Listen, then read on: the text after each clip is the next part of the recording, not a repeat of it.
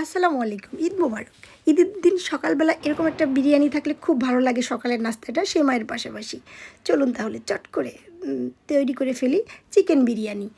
তো প্রথমে আমি সমস্ত মশলা নিয়ে নিয়েছি। তার ভিতর লেবুর রস নিয়ে খুব সুন্দরভাবে ম্যারিনেট করে ফেলছি। এর ভিতরে আমি জিরা বাটা, রসুন বাটা, আদা বাটা, পেঁয়াজ বাটা সব কিছু একটু তেল দিয়ে খুব ভালো করে মেখে ম্যারিনেট করে ফেলছি। দেখতেই পাচ্ছেন।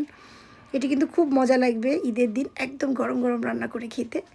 তো এখন এই যে তেল দিয়ে দিচ্ছি বেশি করে, তার ভিতর দিয়ে দিলাম পেঁয়াজ। আমি এটি বেরেস্তা করে নিচ্ছি, বেরেস্তা করে নামিয়ে ফেলবো। আর ওই বেরেস্তার তেলের ভিতরই আমি এখন মাংসগুলো দিয়ে দেব। তো মাংসগুলো দিয়ে খুব সুন্দরভাবে ভেজে একদমই লাল লাল করে সুন্দরভাবে তুলে নেব। তো আরও মাংস দিয়েছি, আমি প্রায় 25-30 পিস মাংস এভাবে করে ভেজেছি। তো আর আমি পানি গরম দিয়ে দিয়েছিলাম, তার ভিতর দিয়ে দিলাম এই যে বেরেস্তার কিছুটা তেল। আর বাকি তেলের ভিতর আমি পেঁয়াজ বাটা, রসুন বাটা, জিরার গুঁড়ো, ধনিয়ার গুঁড়ো, আদা বাটা সব কিছু দিয়ে খুব সুন্দরভাবে কষিয়ে নেব। এখন একদমই মশলাটা যেন সুন্দরভাবে কষিয়ে নেয়। আর হচ্ছে স্বাদ মতো লবণ দিয়ে দিতে হবে। তো এদিকে পানিটা টকবক করে ফুটতে শুরু করেছে, এর ভিতরে আমি দিয়ে দিলাম বিরিয়ানি মশলা। খুব সুন্দরভাবে নেড়ে চেড়ে দিতে হবে। আসি আমার মশলা কষানোতে।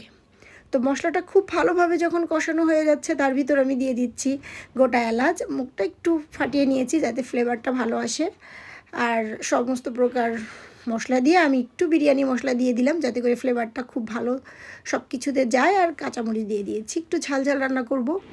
আর এই যে আমি চিনি গুঁড়া চাল ধুয়ে পানি ঝরিয়ে রেখেছি, এখন আমি ওই পানির ভিতর যেটা ফুটে উঠেছিল তার ভিতর আমি দিয়ে দিয়েছি। এটি 1 কেজি চাল, আমি 1 কেজি চালের ভিতর 1 কাপ চাল, 1.5 কাপ পানি এভাবে করে আমি দিয়েছিলাম।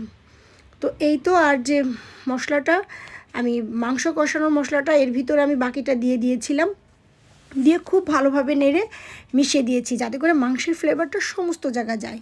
তো এরপরে আমি কিশমিশ দিয়েছি, বেরেস্তা দিয়েছি, দিয়ে এগুলো দিয়েও আমি খুব ভালোভাবে মিশিয়ে নিয়েছি। আর ওই যে মাংসের মশলাটা দিয়েছি, আর এখন মাংসগুলো দিয়ে দিচ্ছি, দিয়ে খুব সুন্দরভাবে ঢেকে এর ভিতর আলু বোখারা দিয়ে দিয়েছিলাম। তো দিয়ে এখন খুব সুন্দরভাবে 5-7 মিনিট দমে রাখলেই তৈরি হয়ে গেল আমার মজাদার ঈদ স্পেশাল সকালের নাস্তা বিরিয়ানি। তো সবাই ভালো থাকবেন, খুব সুন্দরভাবে সবার ঈদ কাটুক। আর সবাইকে আল্লাহ ভালো রাখুক, সবার জন্য দোয়া করি, আমার জন্যও সবাই দোয়া করবেন। তো এই মজার বিরিয়ানিটি গরম গরম সবাইকে পরিবেশন করে সকালের নাস্তা হিসাবে দিতে পারেন সেমাইয়ের পাশাপাশি।